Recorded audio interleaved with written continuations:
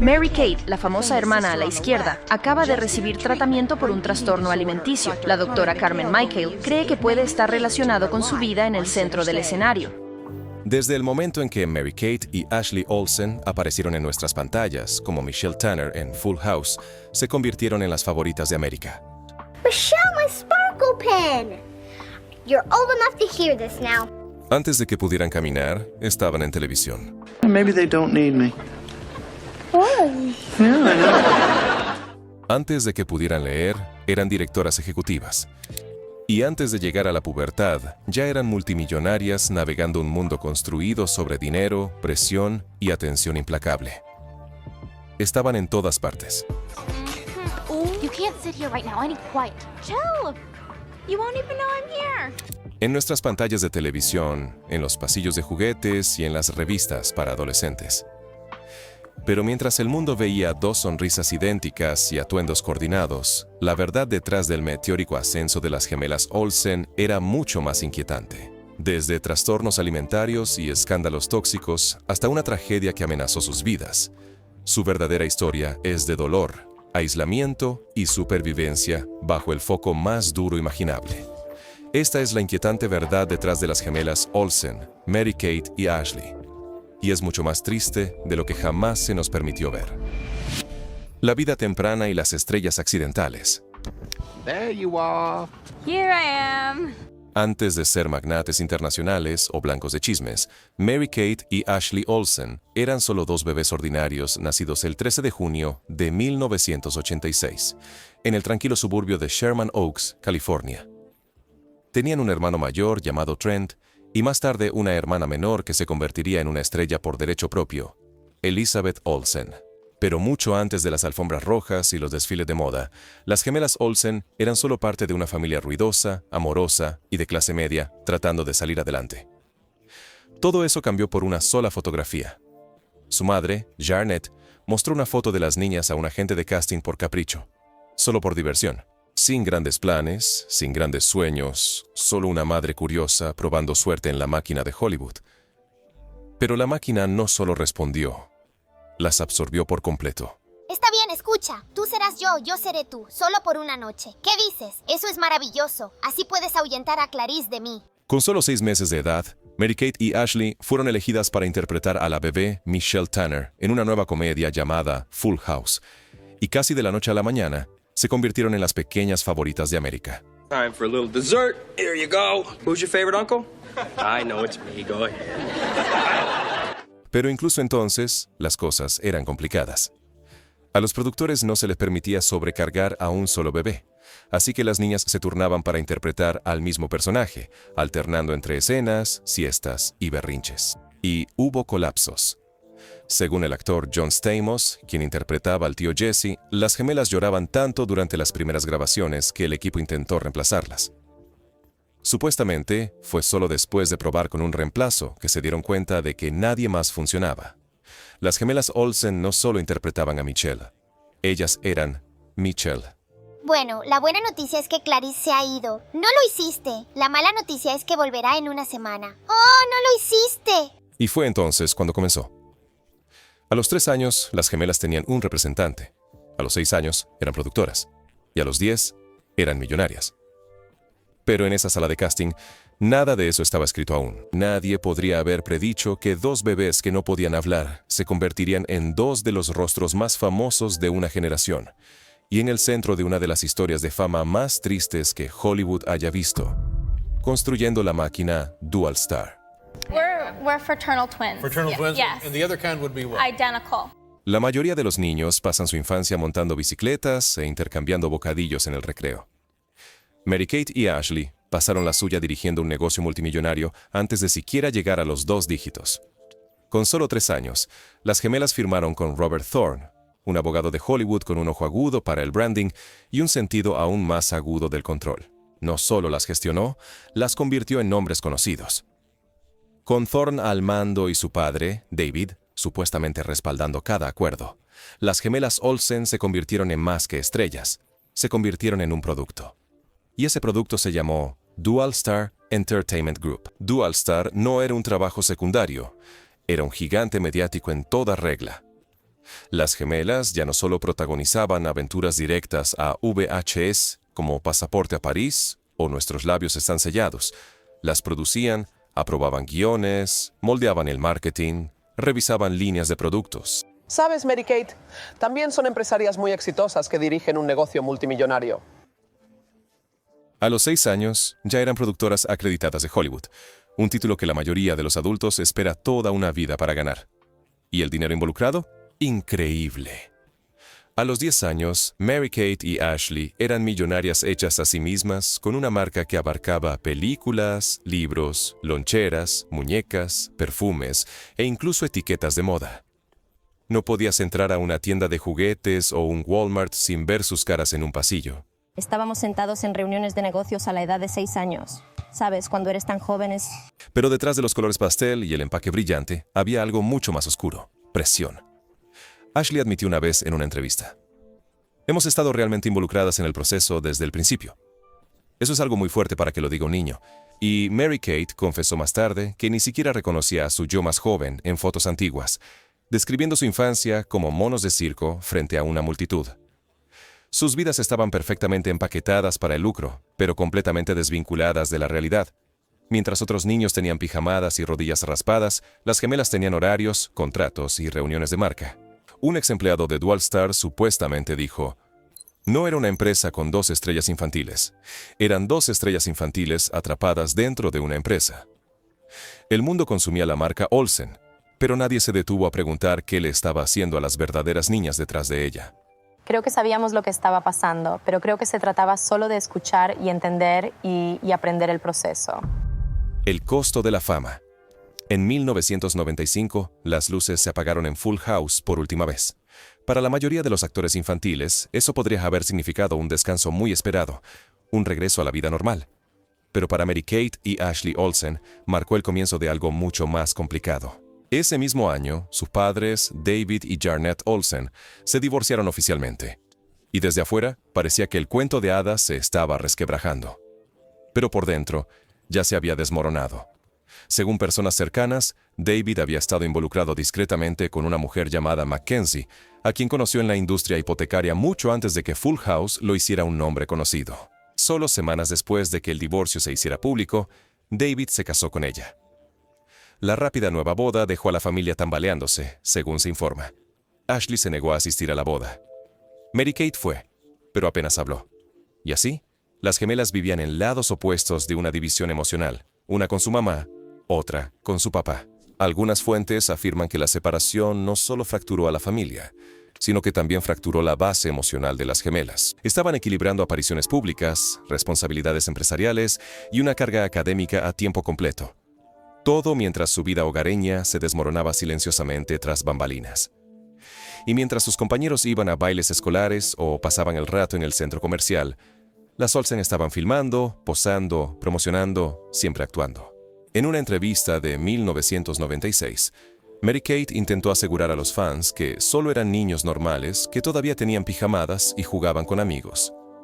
Pero detrás de las escenas, su mundo era cualquier cosa menos normal. Se inscribieron en Campbell Hall, una prestigiosa escuela privada en Los Ángeles conocida por fomentar el talento creativo. Pero varios compañeros de clase han revelado desde entonces que las gemelas eran reservadas. Rara vez se mezclaban y a menudo estaban rodeadas de asistentes. No podías simplemente acercarte y hablar con ellas. Incluso en el recreo, eran vistas como la marca, no como las chicas. I'm the poor girl dressed as the rich girl. I knew we'd get it out. Se perdieron el baile de graduación, se perdieron los viajes escolares, se perdieron todos los pequeños momentos que hacen que la escuela secundaria se sienta como la escuela secundaria.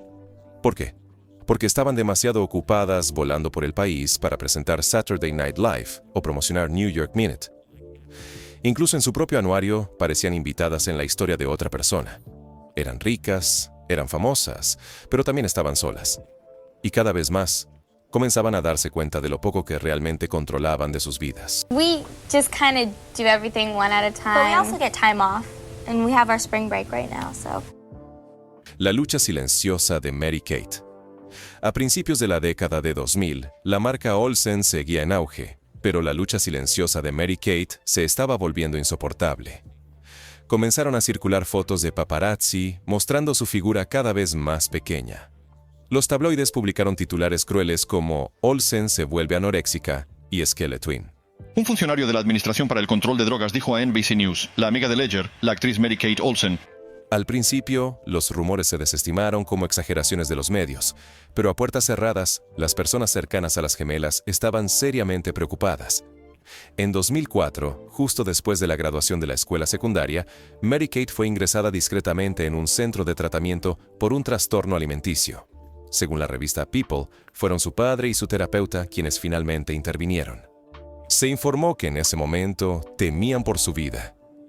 Un informante le dijo a la prensa que no querían encontrarla colapsada en el suelo del baño.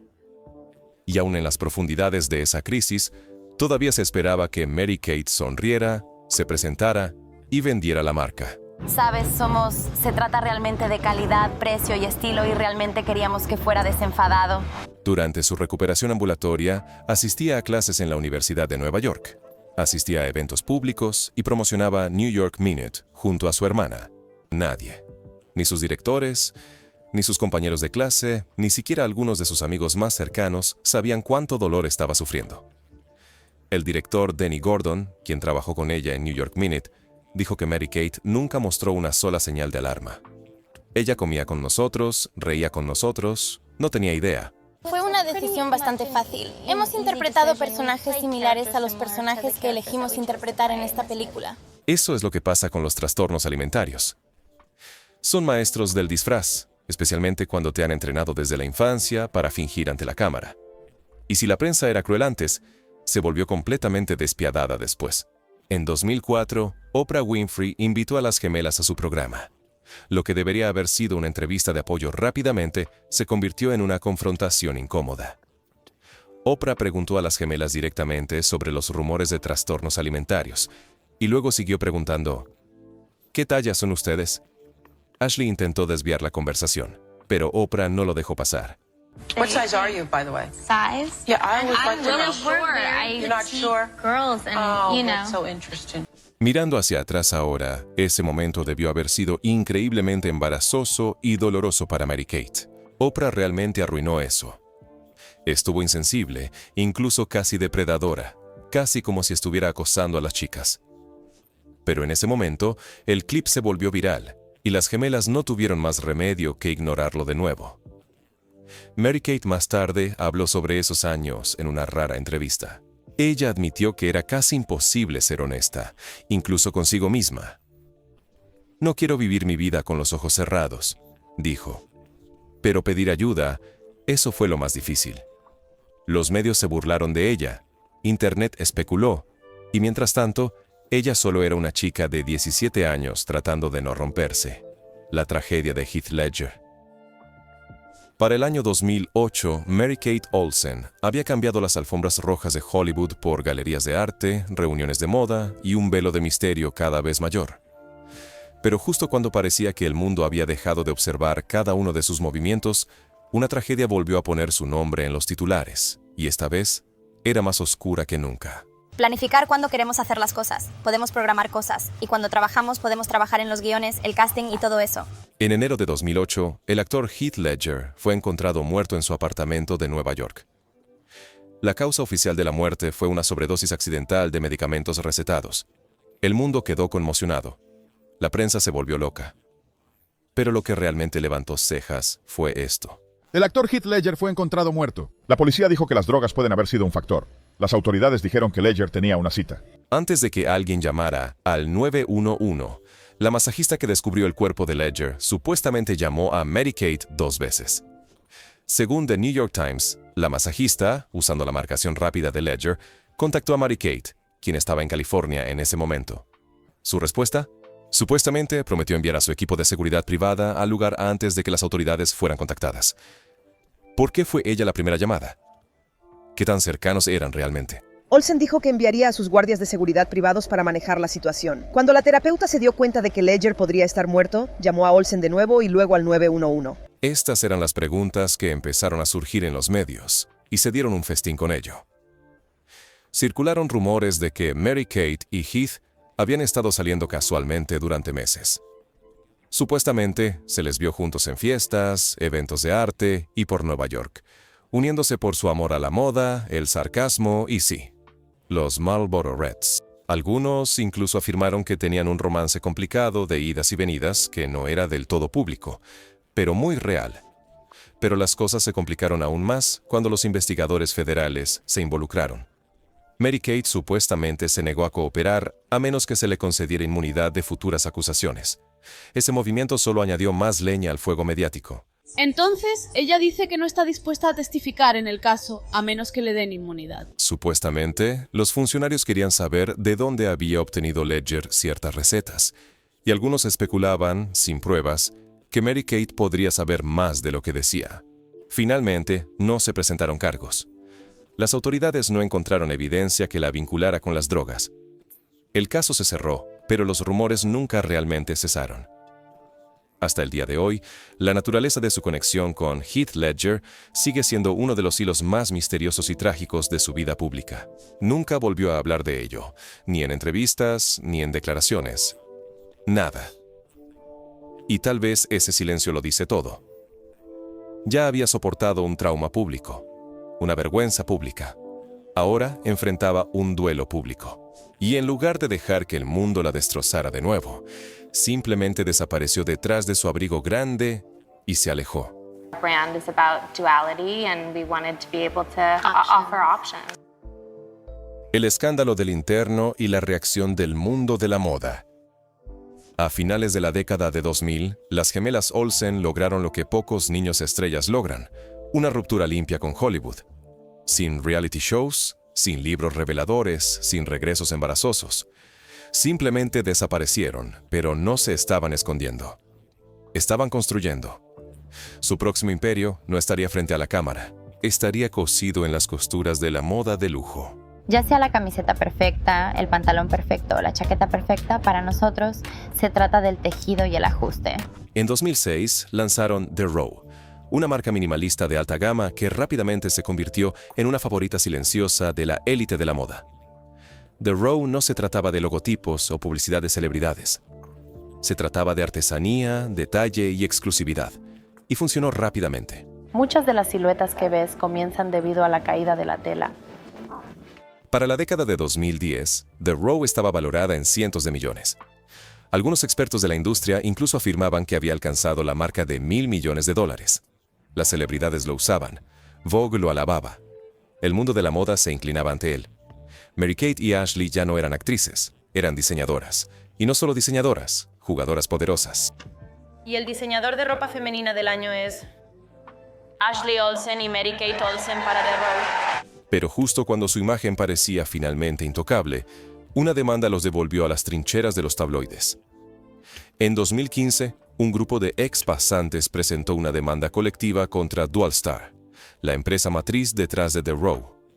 Acusaron a las gemelas y sus empresas de robo de salarios, abuso y explotación. Según los documentos judiciales, no eran solo estudiantes universitarios descontentos.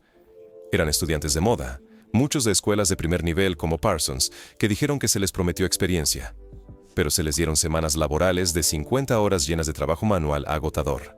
Una pasante, Shahista Lalani, alegó que sufrió deshidratación y agotamiento por calor después de cargar pesados abrigos por Manhattan en un clima sofocante. Otros afirmaron que rutinariamente los hacían llorar. Se esperaba que trajeran café, hicieran fotocopias y prepararan materiales de producción. Todo sin paga. Me sentía como un empleado, dijo un pasante, excepto sin el sueldo, los beneficios o el respeto. Dualstar, por supuesto, negó cualquier irregularidad, pero la reacción fue fuerte. Las gemelas Olsen, que alguna vez fueron las caras de la inocencia impecable, ahora estaban siendo retratadas como las jefas frías y distantes de una operación al estilo de un taller clandestino. Someone has to be messier. I asked for a both battle. Los blogs de moda las criticaron. Los sitios de chismes convirtieron la demanda en material para memes. Finalmente, el caso se resolvió discretamente fuera de los tribunales. La empresa pagó alrededor de $150,000 para ser divididos entre 185 pasantes. No hubo admisión de culpa. No hubo disculpa pública. Pero la mancha quedó. Para muchos, fue la primera vez que la obsesión de las gemelas por la perfección, la imagen impecable de The Row, fue puesta bajo escrutinio y reveló algo importante. Incluso en sus carreras adultas, las gemelas Olsen seguían operando bajo la misma presión implacable que había definido su infancia. Solo que ahora, ellas estaban a cargo. Elizabeth Olsen, la sombra y la hermana. Mientras el mundo estaba fascinado con Mary-Kate y Ashley, siempre había alguien observando silenciosamente desde las sombras. Elizabeth Olsen, su hermana menor. Y durante años, así es exactamente como ella lo prefería. Elizabeth creció en la misma órbita caótica, visitando a sus hermanas en el set, acompañándolas en las giras de prensa y observando cómo extraños se obsesionaban con dos chicas que solo querían que las dejaran en paz. Y durante mucho tiempo, no quiso tener nada que ver con eso. En entrevistas, Elizabeth ha admitido que la fama de sus hermanas era tan intensa, tan abrumadora, que consideró cambiar su apellido por completo. En un momento, casi dejó de actuar por completo, no porque no le gustara, sino porque vio lo que le hizo a su familia. You have had many successful red carpet moments in Dior. Do you have a favorite? I love their suit jackets more than anything. I think they're so beautiful. La fama, el escrutinio, la presión para ser perfecta. Una vez le dijo a Glamour UK, realmente me hizo querer ser muy cuidadosa con cómo empezaba. Sabía que tenía que construir algo para mí misma, separado de ellas. Y lo hizo. Hoy en día, Elizabeth Olsen es un nombre conocido por derecho propio, mejor conocida por interpretar a Wanda Maximoff en el universo cinematográfico de Marvel. Domina las alfombras rojas, los titulares, las grandes producciones y se ha convertido en una de las actrices más respetadas de su generación. Pero detrás del glamour, sigue siendo la hermana pequeña. Y Mary-Kate y Ashley siempre han sido sus protectoras. Según personas cercanas, las gemelas han mantenido una relación muy cercana con Elizabeth, ofreciéndole orientación, protegiéndola de las partes más tóxicas de la industria e incluso aconsejándole establecer límites firmes con la prensa y las redes sociales. En una entrevista, Elizabeth elogió a sus hermanas por enseñarle a decir no, a valorar la privacidad, rechazar papeles y proteger su vida personal. Me dieron permiso para no tener que involucrarme en cosas, dijo. Esa es una lección que la mayoría de los actores no aprenden hasta que es demasiado tarde. Es una hermosa ironía.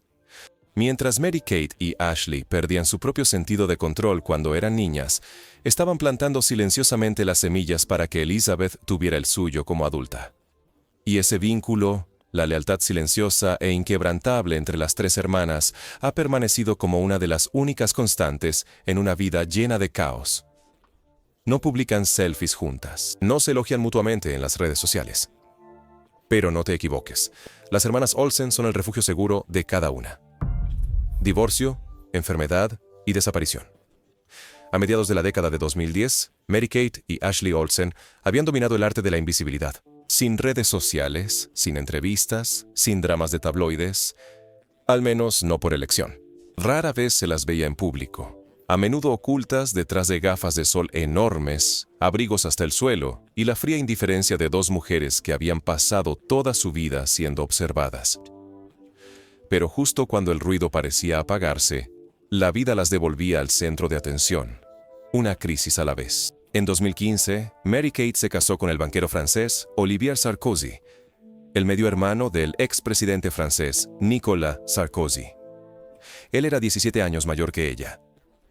Su relación fue silenciosa, extraña y analizada sin cesar.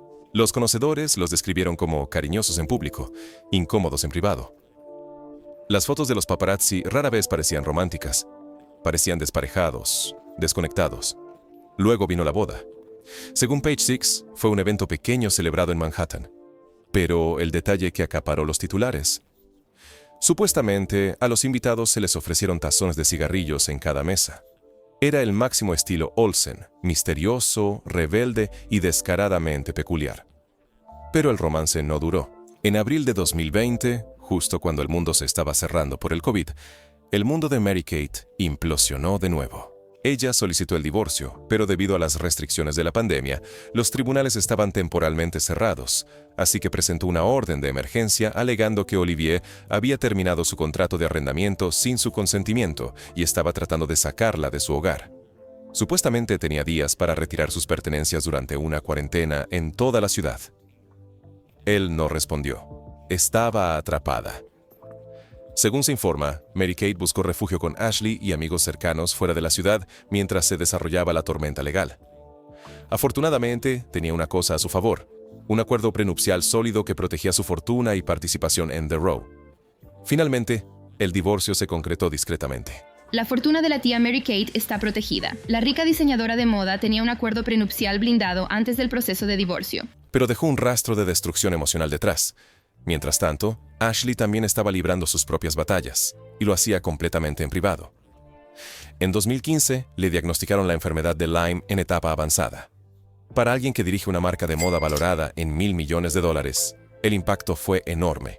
Comenzó a retirarse aún más de la vida pública, evitando eventos importantes, evitando entrevistas, evitando cualquier cosa que requiriera energía que simplemente no tenía. Luego vino otro golpe. En 2016 surgieron rumores de que Ashley se había sometido a un procedimiento estético que salió mal. Supuestamente, la cirugía fallida resultó en necrosis facial, una condición grave que causa la muerte del tejido. Aunque se informó que se sometió a terapia intensiva de oxígeno para revertir el daño, fue una experiencia traumática, tanto física como emocionalmente. Ninguna de las gemelas comentó al respecto. No hubo declaraciones, ni desmentidos, solo silencio. Pero ese silencio lo decía todo. El mundo puede haber dejado de hacer preguntas, pero las gemelas todavía estaban sanando de una vida de ser desmenuzadas y poco a poco desaparecieron por elección. Reflexión final. Una escapatoria de $1.000 millones.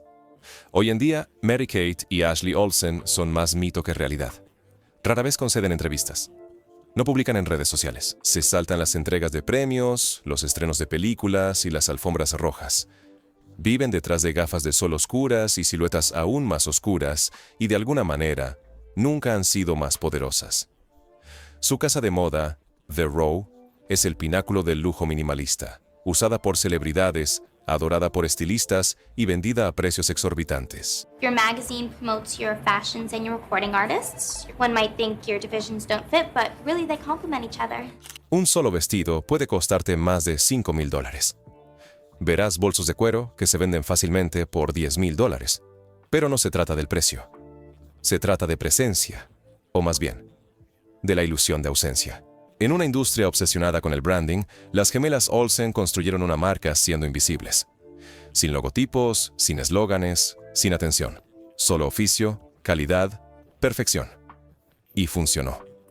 Pero aquí está la cuestión. No construyeron ese imperio a pesar de su trauma. Lo construyeron por eso. Aprendieron desde temprano que la fama no es libertad, que la atención no es afecto, que los aplausos no siempre significan que estás a salvo.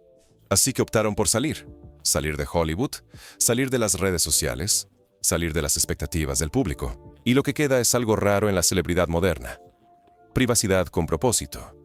Se han convertido en símbolos de rebelión silenciosa, mujeres que fueron criadas como productos, pero de alguna manera se convirtieron en artistas. Mujeres que alguna vez fueron las personas más fotografiadas del mundo, pero que ahora no se pueden alcanzar a menos que ellas quieran. Renunciaron a todo lo que el mundo les decía que querían, y a cambio obtuvieron algo invaluable: control.